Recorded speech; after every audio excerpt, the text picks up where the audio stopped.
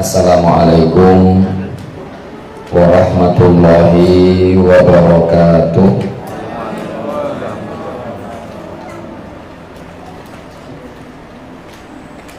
Innal hamdalillah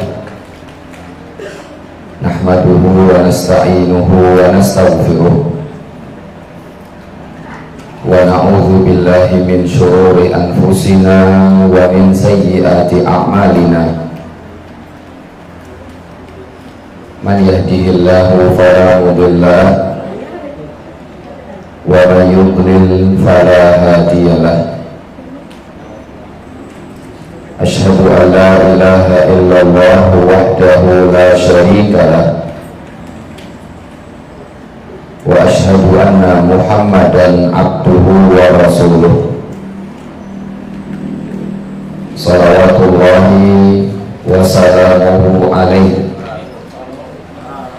wa ala alihi wa sahbihi wa man tabi'ahu bi ihsanin ila yaumiddin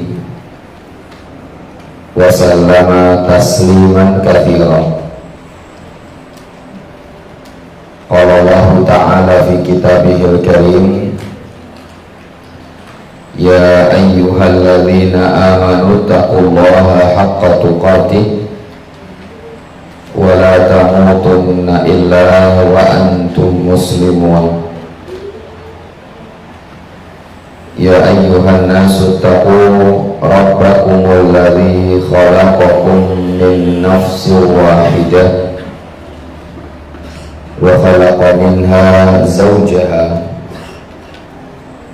wa batha minhuma rijalan katsiran wa nisaa'a. Wattaqullaha alladzi tasaaluna bihi wal arham, innallaha kana 'alaikum raqiba. Ya ayyuhalladzina amanu taqullaha wa qulu qawlan sadida yuslih lakum a'malakum wa yaghfir lakum dhunubakum wa man yuti'illaha wa rasulahu faqad faza fawzan 'azima. Amma ba'd. Bapak Ibu jamaah kajian Seragi Mengaji yang semoga dirahmati oleh Allah Subhanahu wa ta'ala, insyaallah kesempatan malam hari ini kita bertemu kembali yang qadarullah pada pekan lalu saya izin, namun alhamdulillah masih bisa diisi oleh Al-Ustaz Ali Mahdi hafizahullah ta'ala. Insyaallah malam hari ini kita akan sedikit membahas tentang sifat manusia, sifat kita yang ada di dalam Al-Quran. Tapi tentu enggak semua sifat-sifat manusia akan kita sampaikan pada kesempatan malam hari ini, sebisanya dan secukupnya waktu. Pokoknya insya Allah jam 9 kurang 10 menit atau mungkin jam 9 kurang seperempat kita selesai. Kemudian kalau yang ada pertanyaan dipersilahkan untuk bertanya. Bapak Ibu jamaah yang semoga dirahmati oleh Allah, tak lupa sholawat serta salam selalu tercurah kepada junjungan kita semua Nabi Agung Muhammad Sallallahu Alaihi Wasallam beserta keluarga, sahabat, dan juga kepada seluruh umat beliau yang tetap teguh berpegang dengan sunnah beliau hingga hari kiamat kelak. Tadi kalau tidak salah Mas atau Pak Wil menyampaikan ada hadiah. Hadiahnya masih transparan kayaknya. Oh di bawah. Oh iya, Masya Allah. Ini biar kelihatan panjenengannya, biar semangat. Ada satu 2, 3. Empuk ini apa kira-kira? 3, 4, 5. Ini waktu bagi hadiahnya mungkin menghabiskan sendiri waktu kajian. 1, 2, 3, 4, 5, 6, 7, 8, 9, 10. Subhanallah. Semangat ini donaturnya. Ini belum selesai, masih ada hadiah utama. Ya, ini sama seperti kemarin. Masya Allah. 1, 2,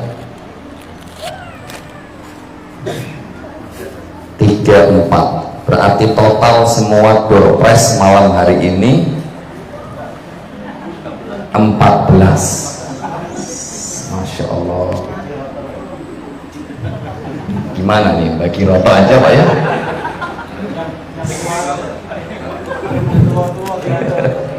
Yang datang duluan dapat satu ini. Bapak Ibu yang semoga dirahmati oleh Allah Subhanahu wa Ta'ala. Ini tadi yang kotak panjang untuk bapak-bapak, yang ini untuk ibu-ibu. Jadi harapannya ibu-ibu nanti ada yang menjawab. Insya Allah soalnya nggak susah.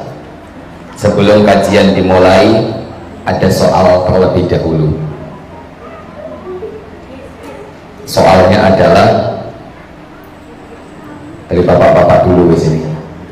Ini hadiah untuk memeriahkan kajian saja katanya. Siapa dari panjenengan yang rumahnya paling jauh dari sini? Mas Ahsan dari mana Mas Ahsan? Sidokare. Ada yang lebih jauh dari Sidokare? Saya nggak tahu daerah sini. Kalau jenengan Ngapusi ini saya manut ini kayaknya. Oke, Sidokare. Ada lagi yang lebih jauh dari Sidokare? Majunan. Panjunan. Mak jauh mana sama Sidokare Pak? Lebih jauh Panjunan. Jenengan ada? Berarti gak ada di sini Mas Ahsan toh ini. Masya Allah, Sidokare nyebrang kali Mas ya? Enggak. Alhamdulillah. Empuk Mas. Gak tahu ini apa ini Mas? Afwan. Pertanyaan selanjutnya, biar fresh nggak ngantuk. Siapa dari bapak-bapak yang anaknya paling banyak?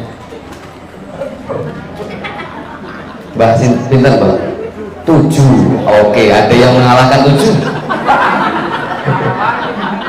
Sudah, nggak ada olah. Iya, ini pertanyaan berapa anak paling banyak untuk menyemangati saya. Iya, sayang istri saya nggak ikut ini Pak. Punten Pak, jazakallah khair. Barakallahu fiik. 7 Pak. Sudah mentas semua Pak. Sudah mentas semua. Kurang 1. Laki perempuan Pak? Laki-laki. Masya Allah, itu yang laki yang belum mentas, belum nikah. Oke, monggo yang belum nikah ini ada 1 yang punya anak perempuan kok menawi mau jadi. Oh, 2 yang belum nikah, laki 1, perempuan 1. Laki semua, Masya Allah. Yang bu menawi badhe besanan. Oke, lanjut dulu. Nanti akhirnya kajiannya bagi hadiah toh kan. Bapak Ibu jamaah yang semoga dirahmati oleh Allah Subhanahu wa Ta'ala.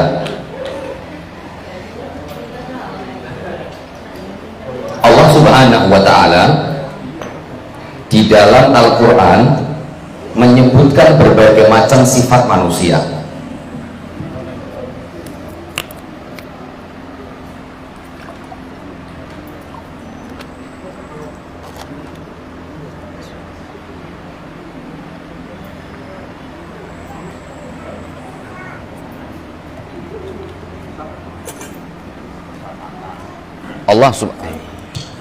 Allah Subhanahu wa Ta'ala di dalam Al-Quran menyebutkan berbagai macam sifat manusia.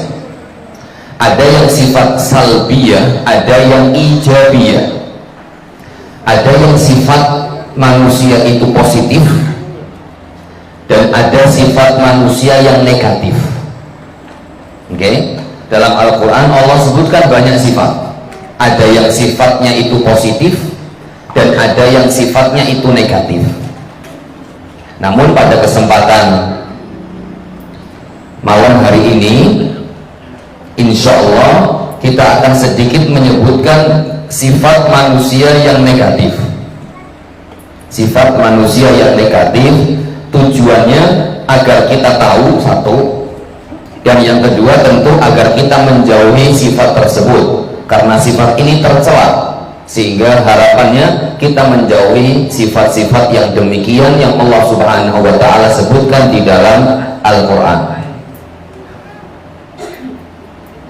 Bapak Ibu yang semoga dirahmati oleh Allah, yang mensifati kita semua ini adalah Allah Subhanahu wa Ta'ala, dan Allah adalah zat yang telah menciptakan kita semua.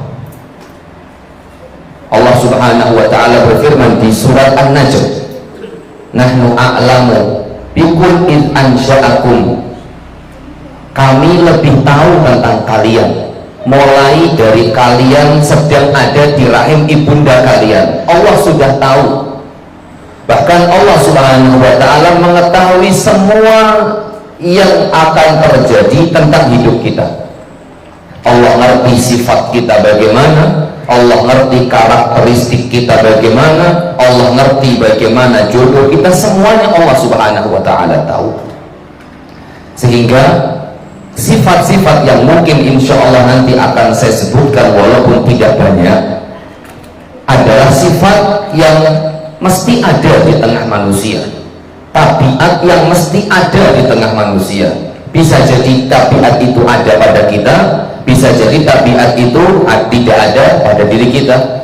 Tinggal nanti kalau ada ya semoga bisa dihilangkan, kalau tidak ada bersyukur kepada Allah Subhanahu wa Ta'ala. Tapi saya nggak sebutkan satu atau dua, mungkin sekitar 4 atau 3 sifat yang Allah Subhanahu wa Ta'ala sebutkan di dalam Al-Quran. Bapak Ibu jamaah yang semoga dirahmati oleh Allah Subhanahu wa Ta'ala, yang pertama, sifat manusia yang pertama adalah zalim. Seperti yang saya sampaikan bahwa saya akan menyebutkan sifat-sifat yang negatif saja, tujuannya agar kita menjauhi sifat tersebut. Sifat yang pertama adalah zalim. Zalim itu lawannya adil. Kalau adil menempatkan sesuatu pada tempatnya sesuai porsinya, kalau zalim itu lawannya daripada adil.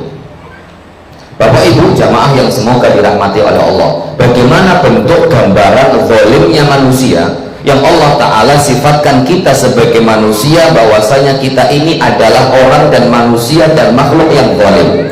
Akan lebih jelas bagaimana sifat kezaliman manusia ketika kita akan lihat contoh ayat Al-Quran yang Allah menerangkan bahwa manusia itu zalim. Jangan-jangan kita masuk di ayat itu.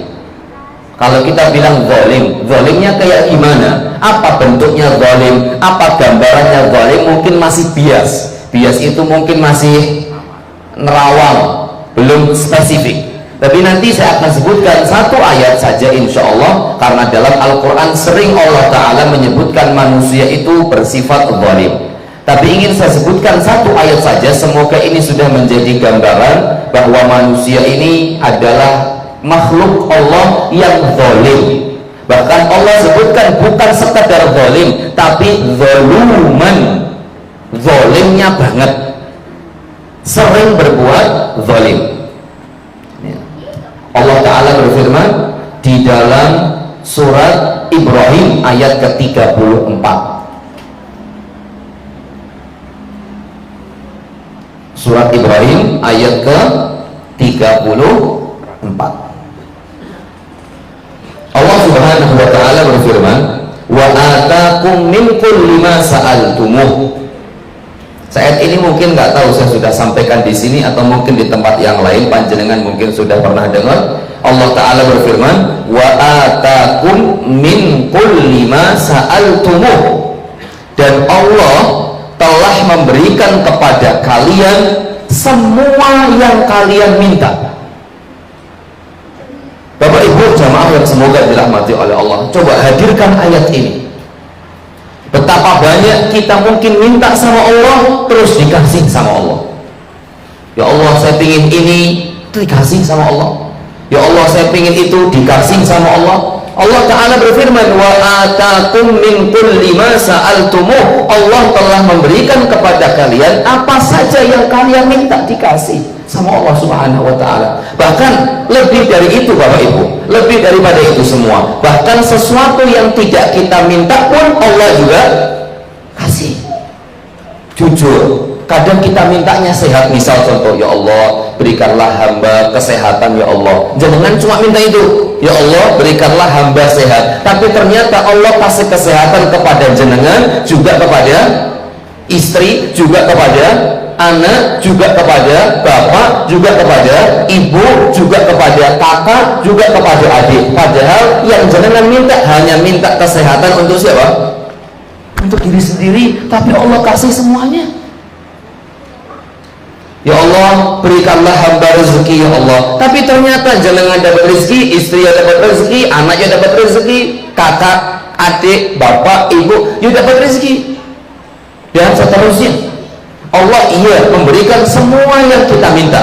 Mungkin Ustadz, enggak Ustadz, saya beberapa kondisi saya minta sama Allah saya nggak dapat Ustadz. Iya mungkin satu dua kondisi Allah tidak kasih panjenengan sesuai dengan apa yang panjenengan minta. Tapi ingat, banyak tempat dan banyak kondisi jenengan tidak minta sama Allah tapi Allah kasih. Buktinya adalah satu nikmat besar sekali yang Allah kasih tanpa kita minta. Apa itu? Islam. Apakah kita minta Islam kepada Allah? Allah melahirkan kita dalam keadaan Muslim. Allah Rasul Shallallahu Alaihi Wasallam bersabda, "Kullu mauludin yuladu 'alal fitrah, fa abawahu yuhawidani, au yunassirani, au yumajjisani." Setiap anak yang lahir itu dalam keadaan fitrah Muslim, kemudian bapaknya lah, ibunya lah yang menjadikan dia Yahudi, yang menjadikan dia Nasrani, yang menjadikan dia Majusi. Berarti semua anak itu lahir dalam keadaan Muslim. Kita, saya, bapak, ibu semuanya lahir dalam keadaan Muslim tanpa kita minta. Alhamdulillah, bersyukur kepada Allah kita lahir di tengah-tengah keluarga yang Muslim. Tanpa kita minta lagi, kita tumbuh dalam keadaan Islam, diajarkan di sekolah Islam, dituturi tentang ajaran Islam, dikenalkan TPQ, akhirnya bisa ngaji. Sampai sekarang alhamdulillah digendeng sama Allah untuk bisa pengajian, walaupun pengajiannya jam 8 ngantuk, oh ya alhamdulillah semangat. Ada hadiahnya lagi, tambah sholat. Bapak Ibu yang semoga dirahmati oleh Allah Subhanahu wa Ta'ala, di saat yang sama ketika panjenengan tidak minta Islam sama Allah, karena banyak orang yang Allah Subhanahu wa Ta'ala tidak kehendaki Islam kepada mereka. Lahir iya, kullu mauludin yuladu 'alal fitrah, setiap anak lahir di atas fitrah, tapi ternyata anak-anak tersebut lahir di tengah keluarga yang non muslim, besar diajarkan pelajaran-pelajaran non muslim, diantar ke gereja, diantar ke apa kalau Buddha itu Hindu, wihara, kelenteng, kuil, sampai akhirnya mereka besar tumbuh di sekolah, nggak disekolahkan di sekolah Kristen, nggak kenal Allah Subhanahu wa Ta'ala. Kita sampai sekarang bisa Muslim tanpa kita minta. Allah Ta'ala berfirman, wa atakum min kulli ma sa'altumuh, dan Allah telah kasih kepada kalian semua yang kalian minta. Dan Allah ternyata lebih banyak memberikan kepada kita apa saja yang tidak kita minta. Makanya Bapak Ibu yang semoga dirahmati oleh Allah, saking banyaknya nikmat yang Allah kasih, Allah lanjutkan ayatnya. Saya baca ayatnya nih. Wa in ta'uddu ni'matallahi la tuhsuha. Apabila kalian ngitung-ngitung nikmat Allah, kalian tidak akan mungkin bisa menghitung nikmat Allah. Ini kalau boleh saya jadikan ayat ini jadi dua penggalan. Ini penggalan pertama, wa atakum min kulli ma sa'altumu wa in ta'uddu nikmatallahi la tuhsuha. Ini penggalan pertama.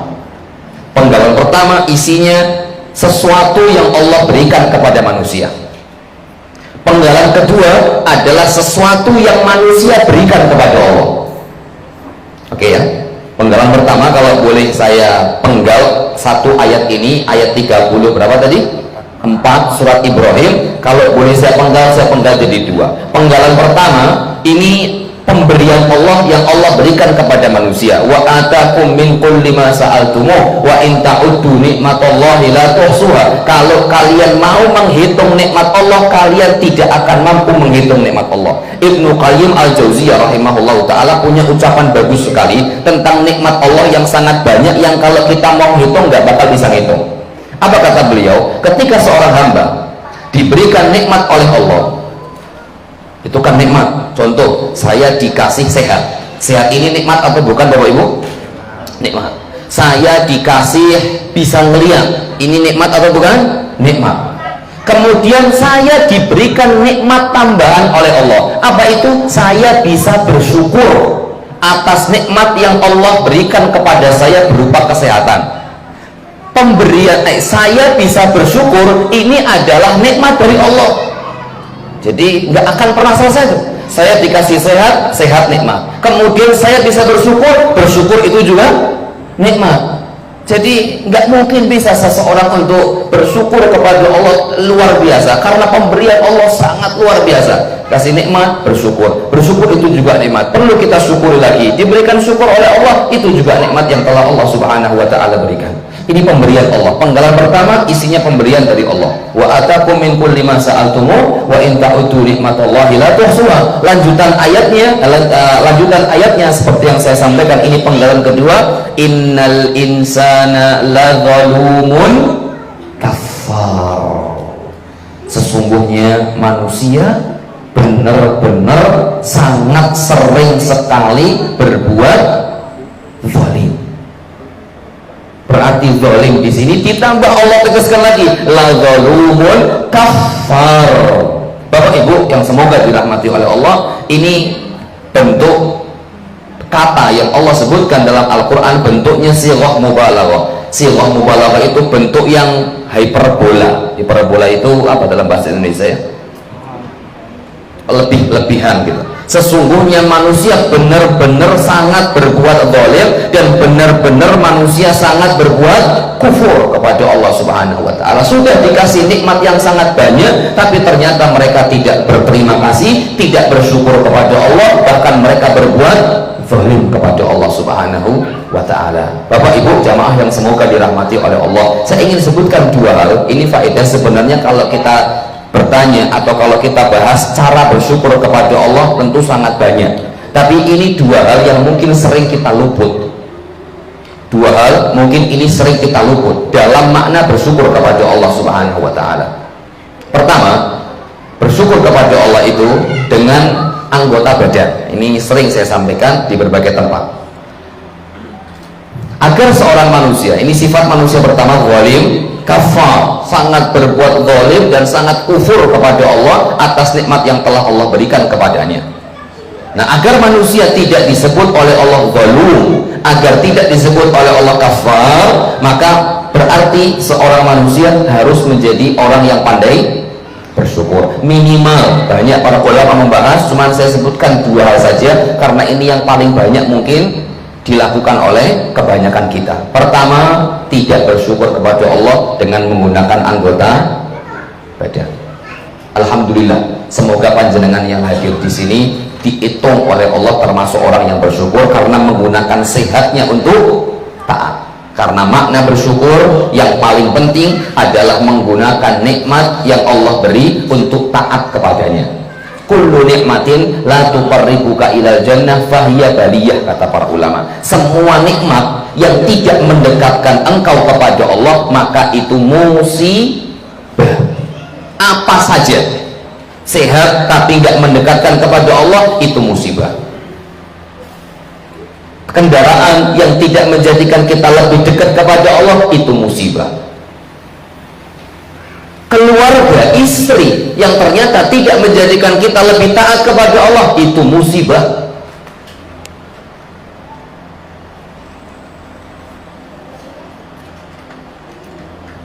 Kemudian semualah kullu nikmatin la tuqarribuka ilal jannah fahiya baliyah.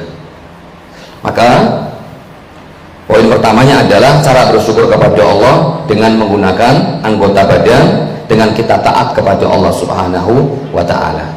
Dan yang kedua, Allah Subhanahu wa ta'ala singgung hal ini. Yang kedua adalah bersyukur dengan lisan. Allah ta'ala singgung hal ini di dalam Al-Quran. Ya'rifuna ni'matallahi thumma yunkirunaha, surat An-Nahl ayat ke-83. Bapak Ibu, kalau kita ditanya sehat itu dari siapa? Dari Allah, ngerti, kita paham. Mata itu dari siapa? Dari Allah, ngerti, kita paham. Anak itu dari siapa? Dari Allah, kita paham. Kendaraan dari siapa? Dari Allah, kita paham. Tapi lihat, Allah Ta'ala menyebutkan ternyata sifat manusia itu kurang lebih kayak gini nih. Ya'rifuna ni'matallahi thumma yunkirunaha wa aktsaruhumul kafirun. Manusia itu ngerti nikmat itu dari Allah Subhanahu wa ta'ala. Kesehatan itu dari Allah, sembuh itu dari Allah, ini semua dari Allah, ngerti. Tapi kemudian ternyata mereka mengingkari nikmat tersebut, dan kebanyakan manusia kufur terhadap nikmat Allah Subhanahu wa ta'ala. Ibnu Katsir, Qatadah, Ibnu Da'amah As-Sadusi rahimahullahu ta'ala, kemudian Syekh Muhammad bin Abdul Wahab menyebutkan berbagai macam perkataan ulama tentang ayat ini. Ya'rifuna ni'matallahi thumma yunkirunaha. Manusia kebanyakan mereka tahu nikmat itu dari Allah, tapi kemudian mereka mengingkarinya adalah salah dalam memilih redaksi ketika berucap. Gimana itu contohnya? Syekh Muhammad bin Abdul Wahab dalam kitab beliau, Kitab Tauhid, menyebutkan satu bab khusus tentang hal ini. Semoga nanti kapan-kapan kita bisa membahas Kitab Tauhid dari awal sampai terakhir, karena ini sangat penting di zaman yang memang perlu kita menekankan masalah at-tauhid. Beliau, Syekh Muhammad bin Abdul Wahab, mengatakan, menyebutkan ucapan diantaranya Qatadah As-Sadusi, kemudian Ibnu Katsir juga menyebutkan hal yang senada, Al-Imam At-Tabari juga menyebutkan hal yang senada. Para manusia itu ngerti nikmat itu datangnya dari Allah, tapi kemudian mereka mengingkarinya. Maksudnya adalah ketika mereka misalkan pergi ke dokter, kemudian sembuh, dikasih kesembuhan oleh Allah, dia tahu nikmat sembuh itu siapa yang ngasih? Allah. Tapi kemudian dia mengatakan, nek ora ning dokter kae iki, gimana lanjutannya biasanya? Orang mandi. Aku nek durung ning dokter kae koyo ora mari-mari. Nek Pak ning dokter kae ora usah ketemu doktere, isi Pak mangkat tekan klinik itu wis rasane kayak Pak mari. Ini ucapan-ucapan seperti ini masuk dalam firman Allah, ya'rifuna ni'matallahi thumma yunkirunaha. Laula fulan lakana kaza wa kaza, kata para ulama. Seandainya bukan karena fulan, mungkin saya dikatakan tidak bersyukur kepada sembuh itu dari Allah. Tapi salah ngomong. Kalau bukan karena dokter itu, cok ya ora mari. Mbok wis piye nasibku saiki. Nek dudu karena fulan, mungkin rumah saya sudah kemasukan maling, dan seterusnya. Makanya ucapan-ucapan yang perlu untuk kita ganti. Terus bagaimana usaha caranya? Ya bilang alhamdulillah karena Allah Subhanahu wa ta'ala, kemudian karena fulan, karena dokter saya diberikan sembuh oleh Allah Subhanahu wa ta'ala. Ini ucapan yang biasa saja, tapi ternyata efeknya luar biasa. Allah Subhanahu wa ta'ala sampai menyebutkan manusia itu ngerti nikmat Allah, tapi kemudian kebanyakan mereka malah mengingkarinya. Mengingkarinya bukan mengingkari lewat hati, tapi mengingkarinya lewat lisan. Kalau bukan karena dokter, saya nggak sembuh mungkin sampai sekarang. Kalau bukan karena saya pergi ke daerah sana, mungkin tulang saya masih bengkok seperti ini. Tapi karena dia, tulang saya jadi lurus kembali, disangkal putung dan seterusnya. Nah, ini hal-hal yang perlu untuk dihilangkan dan diganti. Bapak dan Ibu yang semoga dirahmati oleh Allah Subhanahu wa taala, itu yang pertama, nikmat sifat manusia sering berbuat zalim. Banyak-banyak bersyukur kepada Allah. Nabi Ayub alaihissalam, Nabi Ayub ya, Nabi yang diberikan sakit itu siapa? Ayub ya, benar. Beliau sakit kurang lebih selama berapa tahun? Siapa yang bisa menjawab? Baju koko berapa? Ya, Masya Allah, apa? 20 tahun.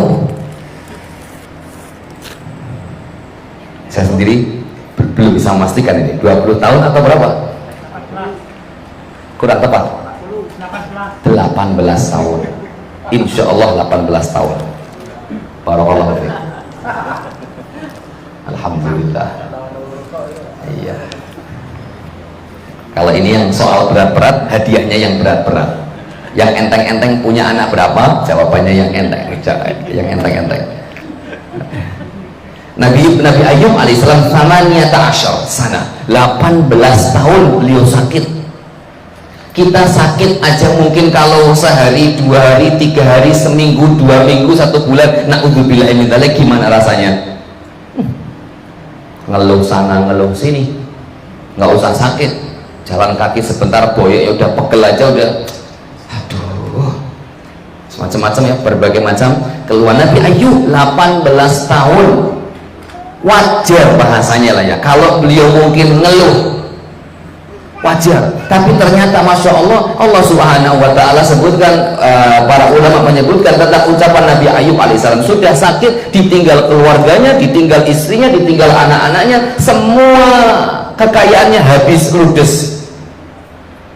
Tapi apa yang dikatakan Nabi Ayub? Allah Subhanahu wa ta'ala sudah beri saya sehat lebih banyak daripada saya sakit. Dan ini yang perlu kita hadirkan. Kalau kita dikasih musibah oleh Allah, ingat-ingat kebaikan yang Allah beri. Itu insya Allah akan menjadikan kita lebih banyak-banyak bersyukur dan bersabar. Sakit 2 hari, sakit 3 hari, sakit 5 hari, alhamdulillah, tahunan Allah sudah kasih saya sehat. Bapak Ibu jamaah yang semoga dirahmati oleh Allah Subhanahu wa ta'ala. Yang kedua, sifat manusia yang kedua, kesusu. Kesusu itu loh, iya, tergesa-gesa.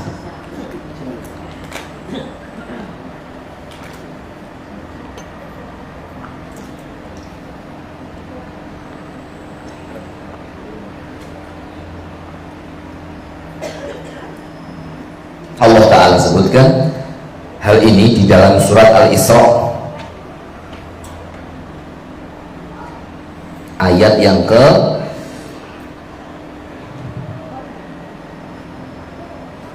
11. Allah Subhanahu wa ta'ala sifatkan manusia tergesa-gesa, konteksnya dalam doa, konteksnya dalam minta sama Allah.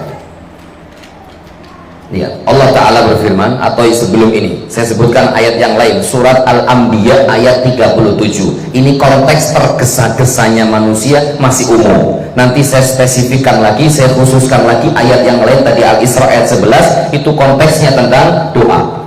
Surat Al-Anbiya ayat 37. Surat Al-Anbiya ayat ke-37. Allah Ta'ala berfirman, khuliqal insanu min ajal. Manusia itu diciptakan oleh Allah memiliki tabiat tergesa-gesa, kesusu dalam semua perkara, pinginnya instan, akhirnya Indomie laris.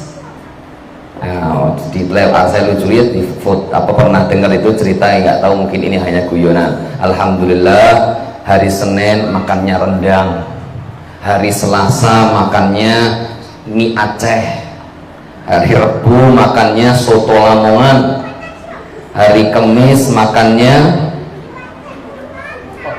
apa lagi? Kare, hari Jumat Jumat makannya ayam geprek dalam bentuk mie instan, karena ada mie instan rasa geprek, mie instan rasa kare, mie instan rasa rendang dan seterusnya. Laris. Kenapa? Karena mau cari mudah, instan, pingin sukses, pinginnya yang instan, akhirnya pakai lilin. Iya, ngepet misalkan. Semua pengen instan, ngelihat orang sukses, ya Allah saya pingin seperti dia, ya Allah. Nggak ngerti bagaimana nangisnya dia dulu memperjuangkan sehingga sekarang jadi seperti itu. Kita semua kadang senangnya yang enak, yang cepat-cepat aja. Bapak Ibu jamaah yang semoga dirahmati Allah, di antara gambaran tergesa-gesanya manusia itu diantaranya ketika dia berdoa. Allah Ta'ala sebutkan tadi dalam surat Al-Isra ayat ke-11. Allah sebutkan di sini ketergesa-gesaan manusia itu seringnya dalam masalah doa. Allah berfirman, wa yad'ul insanu bisyarri du'aahu bil khair wa kanal insanu ajula. Ajul ini modelnya sama, zalum, ajul. Tadi kalau zalum itu zalim yang sangat sering. Nah, kalau ajul itu ketergesa-gesaan yang selalu sering. Jadi manusia ini seringnya buru-buru, seringnya tergesa-gesa, pinginnya jalan yang pintas. Wa yad'ul insanu bisyarri du'aahu bil khair wa kana al insanu ajula. Dan manusia itu seringnya berdoa untuk kejelekan dirinya sendiri sebagai ganti doa minta sama Allah kebaikan. Ya, ini Allah Subhanahu wa Ta'ala sebutkan manusia itu seringnya berdoa minta kejelekan dibanding dia minta sama Allah kebaikan. Wa kanal insanu ajula. Dan manusia itu benar-benar memiliki sifat tergesa-gesa. Apa kata para ulama? Lihat ini tafsir ayat ini ketika Allah Subhanahu wa Ta'ala berfirman wa yad'ul insanu bisyarr, manusia itu seringnya doa jelek daripada doa yang baik-baik. Kata Ibnu Katsir, seorang itu terkadang ketika mendapatkan musibah dia nggak sabar, kemudian mintanya yang jelek-jelek. Ya Allah, mending aku mati bae ya Allah, ora kuat ngurusi anak sing nakal-nakal, anak 10 ora dadi wong kabeh. Ora dadi wong dadi apa? Ya. Anak ora ono sing dadi. Ngrepoti wong tuane kabeh. Saking gemes, dan ketika marah akhirnya apa yang keluar? Umpatan. Minta mati, melaknat dan seterusnya. Allah Ta'ala sebutkan di ayat yang lain, kalau seandainya semua doa manusia itu dikabulkan oleh Allah, maka karena seringnya manusia berdoa kejelekan, niscaya semua manusia akan cepat mati. Allah Ta'ala berfirman, sebentar saya sebutkan ayatnya, pilih jenengan mau ditulis.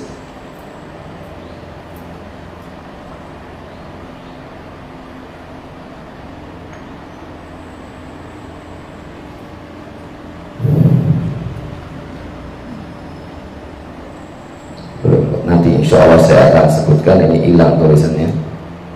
Allah Ta'ala sebutkan di dalam salah satu firman-Nya, kalau seandainya semua manusia doanya tadi yang jelek-jelek itu dikabulkan oleh Allah Subhanahu wa Ta'ala, maka niscaya semua manusia akan mati. Kita minta sama Allah Subhanahu wa Ta'ala lembut, tutur katanya. Hayyin juga dikatakan orang yang tidak tergesa-gesa. Hayyin, orang yang gak tergesa-gesa. 2, layyin. Layyin itu orang yang tutur katanya dan tindak tanduknya lemah lembut. 3, qarib. Qarib itu artinya dekat. Maksudnya orang ini supel sumeh dengan siapa saja. Apa namanya supel ya? Supel itu mudah bergaul. Rasulullah SAW menyampaikan bahwa orang yang terbaik adalah orang yang dia mudah bergaul dengan orang lain dan orang lain pun mudah bergaul kepada dirinya. Itu orang mukmin yang terbaik, mudah bergaul. Kemudian yang keempat, sahal. Sahal itu gampang, maksudnya dia kalau punya urusan dengan banyak orang atau orang lain punya urusan dengan dirinya, semua urusannya gampang. Dia ngutangi orang, ngutangi dengan gampang. Kalau ada orang yang mau pinjam, dia pinjemi. Kalau ada orang yang meminta bantuan, dia kasih bantuan. Enteng tangannya. Nah, ini 4 golongan yang haram masuk ke dalam neraka. Kapan-kapan insya Allah kita akan bahas tentang hal tersebut. Bapak Ibu jamaah yang semoga dirahmati oleh Allah Subhanahu wa Ta'ala. Yang ketiga ya, sifat manusia yang ketiga, Allah Subhanahu wa Ta'ala sifatkan manusia itu makhluk yang lemah, makhluk yang lemah. Allah Ta'ala berfirman di dalam surat An-Nisa ayat ke-28.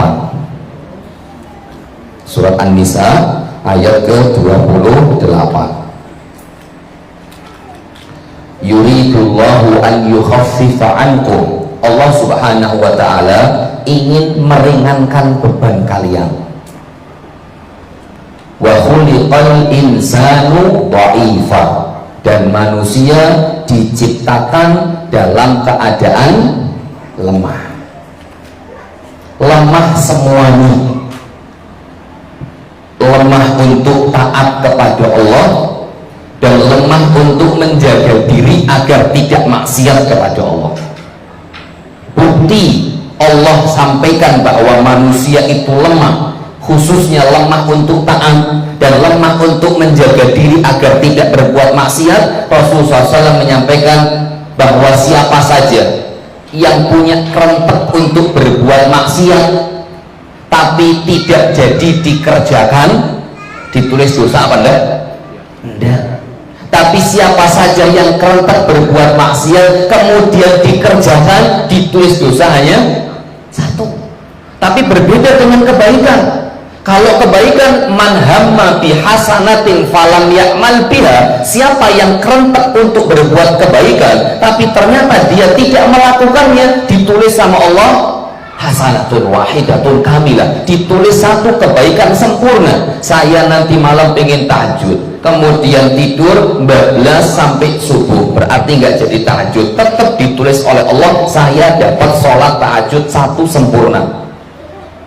Tapi faman hamma bihasanatin fa'amila biha, dan barang siapa yang dia punya kerentek untuk berbuat kebaikan tapi kemudian dia alhamdulillah melakukannya, maka ditulis 10 sampai 700 kali lipat pahala. Ini menunjukkan bahwasanya Allah Subhanahu wa Ta'ala ngerti bahwasanya manusia ini lemah untuk taat. Kalau seandainya coba itu taat dan dosa ditulis sama, kalau taat ditulis 1, kemudian kalau dikerjakan sampai 700 kali lipat, kemudian yang dosa juga ditulis 1, atau kalau dikerjakan sampai 700 kali lipat, kita mungkin kelak dan binasa dengan banyaknya dosa yang kita lakukan. Tapi Allah hanya tulis cuma 1, kalau dikerjakan 1, nggak dikerjakan nggak ditulis oleh Allah Subhanahu wa Ta'ala. Maka ini Bapak Ibu yang semoga dirahmati oleh Allah, lemah dari sisi itu, lemah butuh kepada Allah. Allah Ta'ala berfirman, ya ayyuhan nas antumul fuqara'u ilallah, wahai manusia kalian ini sangat butuh, fakir kepada Allah Subhanahu wa Ta'ala. Dalam istilah bahasa Arab, mungkin saya sudah pernah sebutkan, ada istilah fakir dan ada istilah miskin. Apa bedanya fakir dan miskin? Selain Mas Ahsan, yang lain boleh jawab karena hadiahnya sama. Mas Ahsan sudah pernah dapat baju, sudah pernah dapat. Apa bedanya fakir dan miskin? Sambil taksud minum ini, apa bedanya fakir dan miskin? Innamas shadaqatu lil fuqara'i wal masakin. Allah Ta'ala sebutkan zakat itu untuk orang fakir dan orang miskin. Kalau nggak ada bedanya, Allah nggak mungkin sebutkan 2 kali. Mesti ada bedanya. Apa kira-kira bedanya fakir sama miskin? Ini tawadhu semua kayaknya, nggak mau jawab. Iya monggo, karena gampang sebenarnya ini. Monggo Pak Santoso. Iya masya Allah. Alhamdulillah. PHS Pak, sarungnya Pak. Ya Allah. Amin. Barakallahu fiik Pak. Alhamdulillah. Ya itu kalau fakir, orang yang benar-benar nggak punya kerjaan, nggak punya income, berarti sangat butuh sekali dengan pemasukan. Kalau orang miskin, dia punya income, punya pemasukan, tapi dia kurang untuk pemasukan tersebut kurang untuk memenuhi kebutuhan hidupnya. Ya Allah Ta'ala sebutkan mensifati manusia. Allah Ta'ala tidak mengatakan ya ayyuhan nas antumul masakin ilallah, tapi Allah Ta'ala sebutkan ya ayyuhan nas antumul fuqara. Wahai manusia, kalian ini fakir kepada Allah. Berarti kita ini benar-benar butuh sama Allah. Tidak ada satu celah pun kita nggak butuh sama Allah. Mesti butuh sama Allah Ta'ala. Hari ini kita punya segalanya, duit, kekayaan, harta, istri, anak, kita punya segalanya, tetap kita butuh kepada Allah Ta'ala. Bukti Rasulullah SAW mengajarkan setiap pagi, setiap sore kita ikrarkan hal itu. Ya Hayyu ya Qayyum birahmatika astaghith aslih li sya'ni kullahu wa la takilni ila nafsi tarfatain. Ya Allah, jangan engkau pasrahkan urusan saya kepada saya. Ya Allah, jangan engkau pasrahkan urusan saya kepada saya. Saya punya urusan ngatur hidup saya sendiri. Harus makan, harus minum, harus belajar, harus berangkat kerja, harus nyari nafkah. Saya juga punya urusan ngatur istri saya. Nah, harus dia ngadani sholat, ngadani puasa, ngadani didik anak dengan baik. Saya juga harus ngatur anak saya agar anak saya jadi anak soleh, anak saya jadi anak yang soleha. Saya harus ngatur semua urusan yang saya miliki. Saya punya pekerjaan, harus tak atur seperti ini. Ini urusan saya, bukan urusan orang. Tapi ternyata kita sampaikan kepada Allah, wala takilni ila nafsi. Ya Allah, jangan engkau pasrahkan kepada saya urusan saya sendiri. Kalau saya nggak bisa ngurusi orang lain, memper.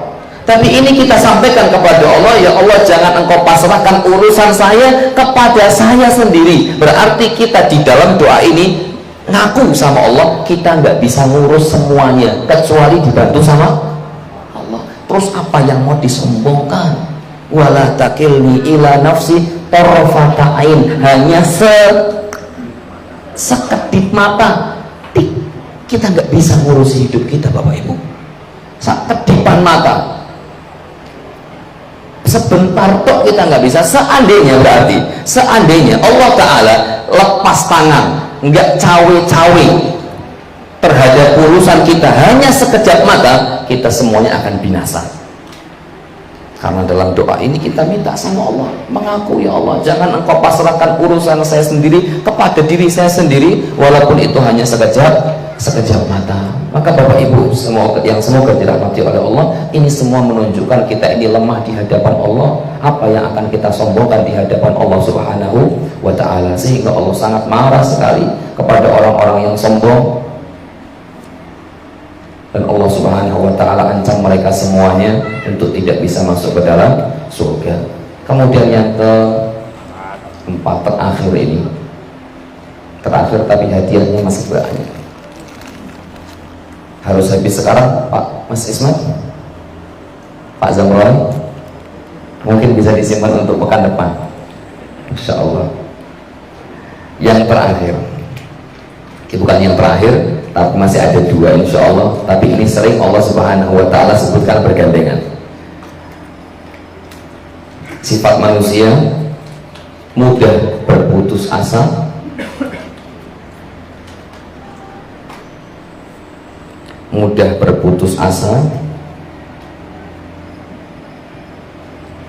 dan kikir ataupun sombong. Nah ini kita, kalau lagi sedih, kalau banyak masalah, seringnya ngeluh, seringnya berputus asa. Tapi kalau lagi enak, lagi nyaman, lagi di atas daun, sombong dan lupa kepada Allah Subhanahu wa Ta'ala. Allah Ta'ala sering sebutkan hal ini di banyak tempat, di antaranya surat Al-Isra lagi ayat 83.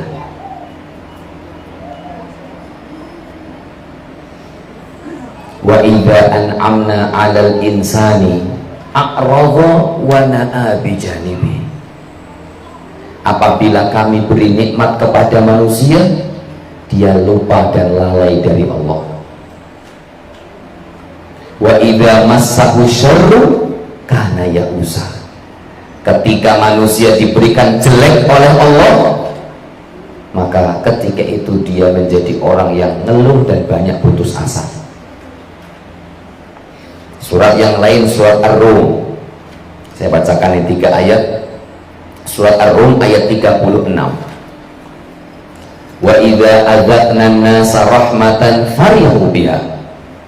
Manusia, kalau kami cicipi, kata Allah, rahmat dari kami, nikmat dari kami sedikit, farihu biha, dia langsung jadi orang yang sombong. Wa in tusibhum sayyi'atun bima qaddamat aydihim idahum yaqnatun. Ketika musibah itu datang kepada mereka, padahal musibah itu adalah hasil perbuatan mereka sendiri, idahum yaqnatun, niscaya mereka langsung menjadi orang yang banyak ngeluh dan berputus asa. Sebenarnya menungso menus-menus pakaian dosa, nek panas jaloe udan, nek udan jaloe panas.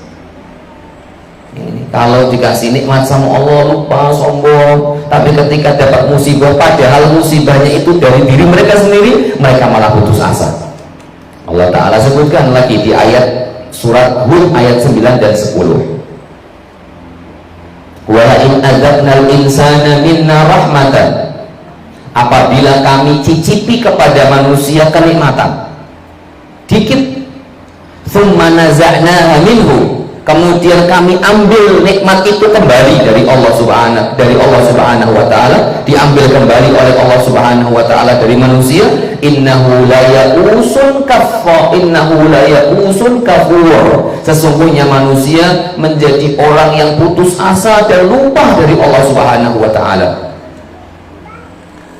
Wala in adzaqnahu na'ma ba'da dharra, kemudian setelah kami berikan nikmat kepada manusia, setelah sebelumnya dapat berbagai macam musibah, ketika dapat musibah dia ngeluh, dia lupa dari Allah Subhanahu wa Ta'ala, putus asa dari rahmat Allah Subhanahu wa Ta'ala. Kemudian setelah dikasih nikmat oleh Allah, masathu la yaqulunna dhahaba sayyi'atu anni innahu la farihun fakhur. Ketika dapat nikmat, kemudian mereka mengatakan telah pergi semua kesusahan dariku, kemudian dia menjadi orang yang sombong.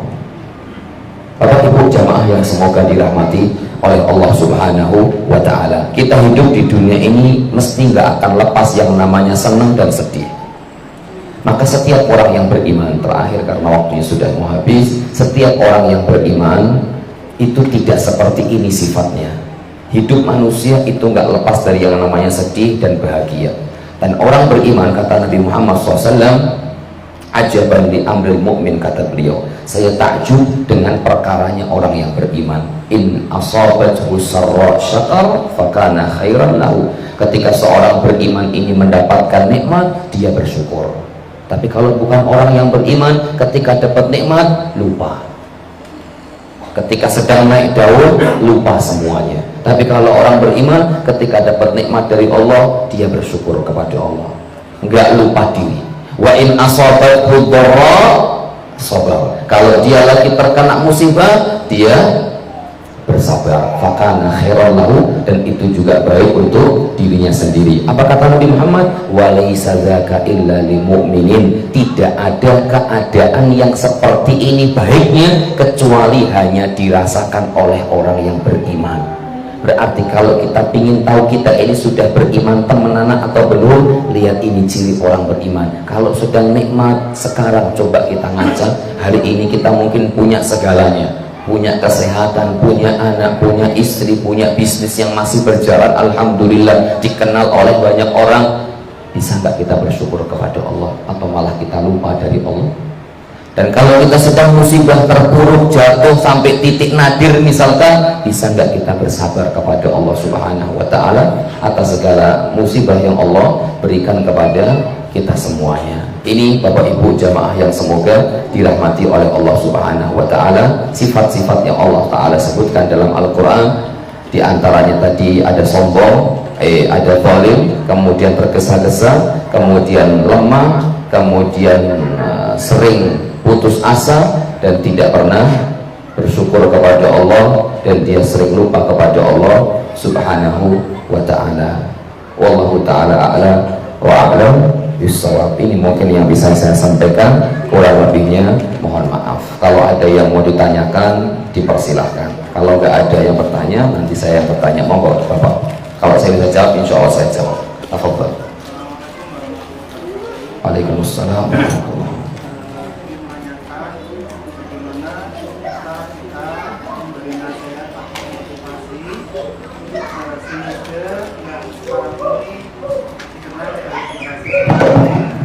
Generasi strawberry.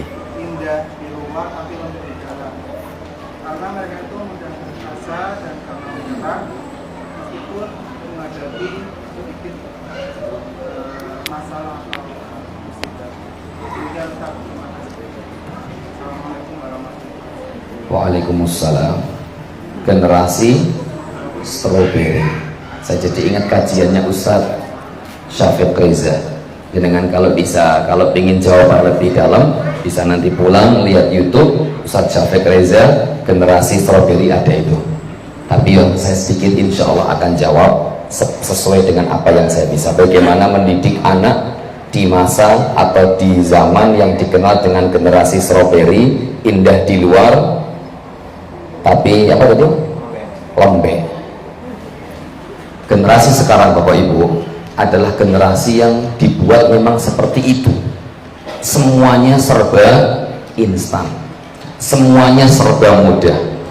Berbeda dengan generasi panjenengan semua mungkin ya. Saya nggak bilang generasi saya, karena generasi saya masih muda. Saya masih muda, saya belum mau saya bilang dikatakan tua. Kalau jenengan, saya nggak katakan jenengan tua, hanya tidak muda saja. Berbeda. Orang sekarang semuanya dibuat instan. Mau pesen nasi, lapar, malam-malam mager, males gerak, apa gimana tuh? Tinggal buka HP, GoFood, datang ke depan rumah, gerak sedikit, bayar, selesai. Berbeda dengan dulu harus keluar nyari misalkan. Memang semuanya dibikin instan. Sekarang scroll aja. Jadi karena semuanya dibikin instan, akhirnya jadilah generasi yang strawberry tadi, yang rapuh, kayaknya indah di luar, dalamnya roboh. Dikit-dikit sekarang gabut, dikit-dikit sekarang galau, dikit-dikit sekarang bikin status lagi gabut.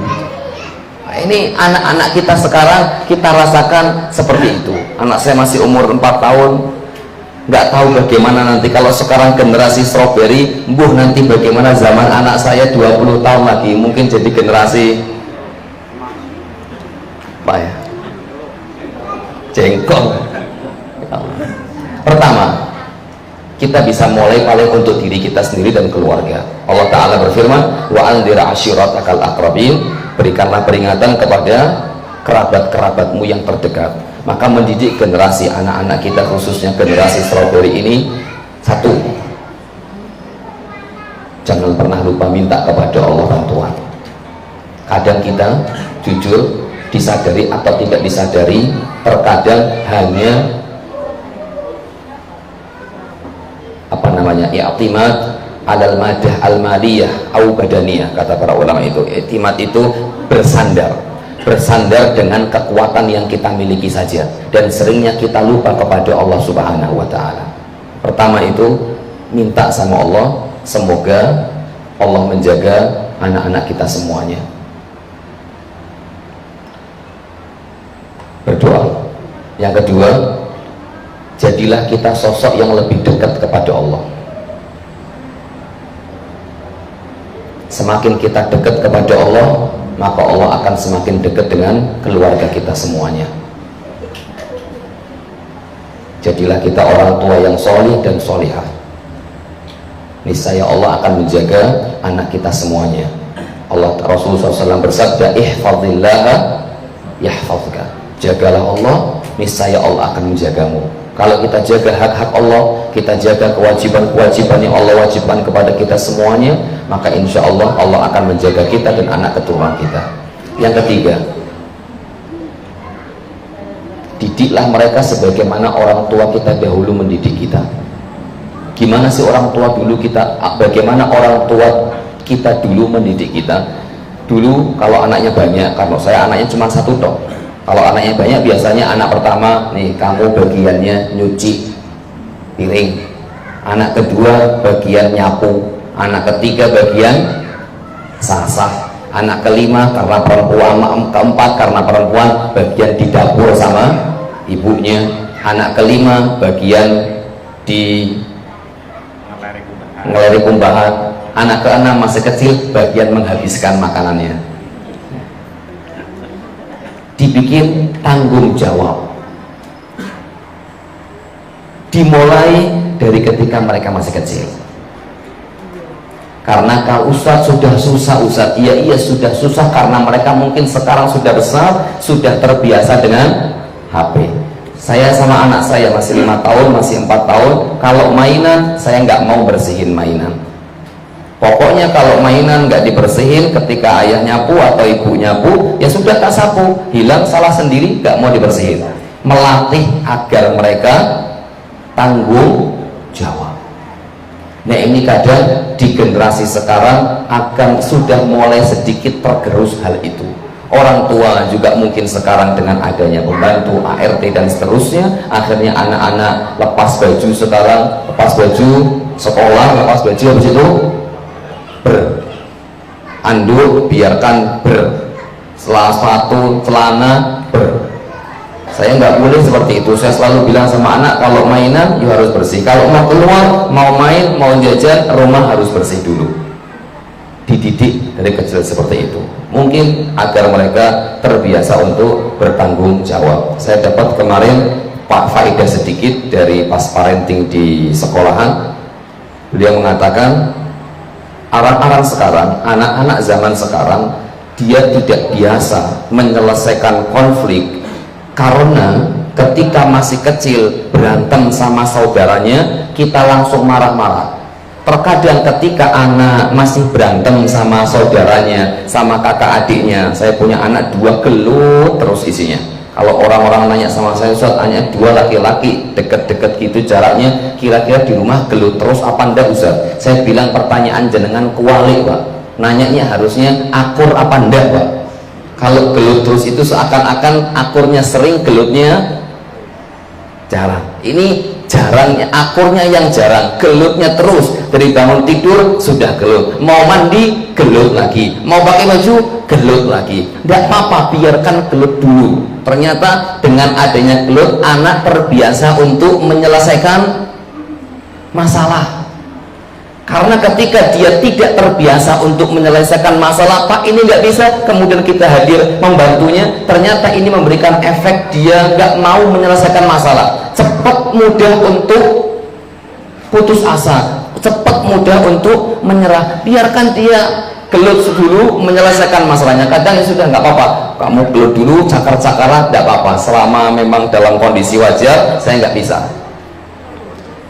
Jadi intinya setelah berdoa kepada Allah, setelah kita menjadi orang tua yang soleh, kemudian yang ketiga, didik anak untuk tanggung jawab seperti orang tua kita dulu didik kita. Karena dulu saya rumahnya pakai apa ini, kalau mau ngisi mandi harus timbo dulu. Dulu ayah saya juga seperti itu, kalau kamu nggak mandi, kalau kamu nggak timbo ya berarti nggak mandi.